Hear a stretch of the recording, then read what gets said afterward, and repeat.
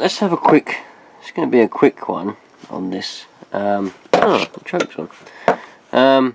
Basically, I'm going to try and explain how the overflow pipe works, particularly on this little quad bike, this little LT50, because I've had a few private messages in the past, but I also had one comment of some person that was worrying about their little overflow pipe down there, that little orange pipe.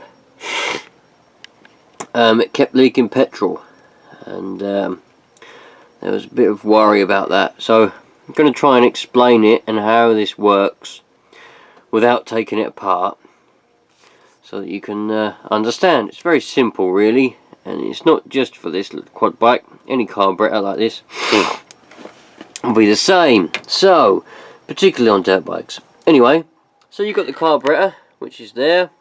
You got your fuel screw, and you got your idle screw, and you got your black pipe, which is the fuel coming in. And then you at the bottom, the little orange pipe that comes out of it and goes down and runs, just opens up onto the floor, is your overflow pipe. Now, in here, in there, is your float bowl. So you got petrol which accumulates in that float bowl, in that float chamber, and there's a little float in there, which when it gets, let's see if we can get this light to stay in the right position, so that I can use my fingers. So when the petrol comes in and it starts to fill this up, and it gets to about there, and the little float comes up, which closes a little valve. There's a little valve attached to it, which then that float closes, which then stops the fuel from coming in. And obviously the engine uses the fuel goes down, so the float goes down as well, and the valve opens and more petrol comes in. It's a regulator, it's a fuel regulator. Now, sometimes, particularly on these little carburetors, because it's always used to happen when I was a kid, even when this was new, the little float, it's going to happen more over time as well, but the little float might get a little bit stuck. So that means the fuel's come up, but the float hasn't. The float might be stuck about here somewhere, but the fuel's up here. Right? Now, so the fuel's going to keep coming in. The engine's not using it all, because it's coming in too quickly for the engine to use it. But the float's stuck and the valve is still open. So where's the fuel going to go? So the excess fuel simply just comes out of this tube and goes onto the floor. That is it. It's simple as that.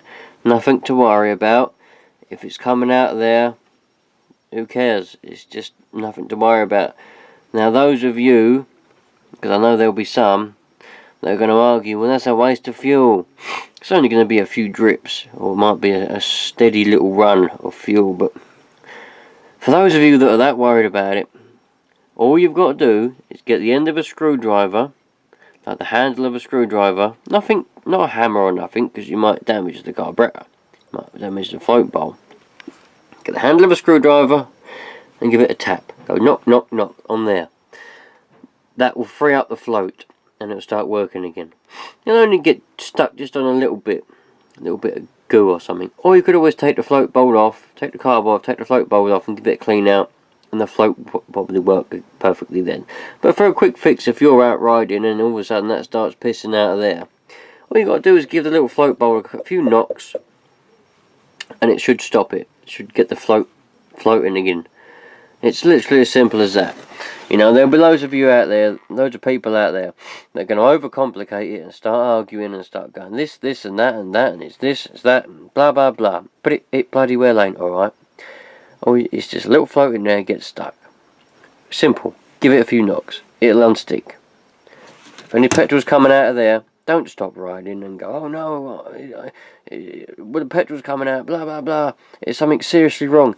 Nothing seriously wrong. A little bit of fuel coming out of there makes no difference whatsoever. Just carry on enjoying your day. Stop worrying about every little thing. That's all it is. So, there you go.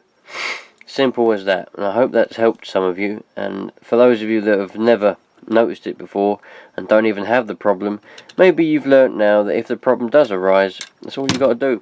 Give the little float bowl a few knocks. Simple. Go and find an old carburettor or something and take it apart, and you'll learn how a float bowl works and how a float works.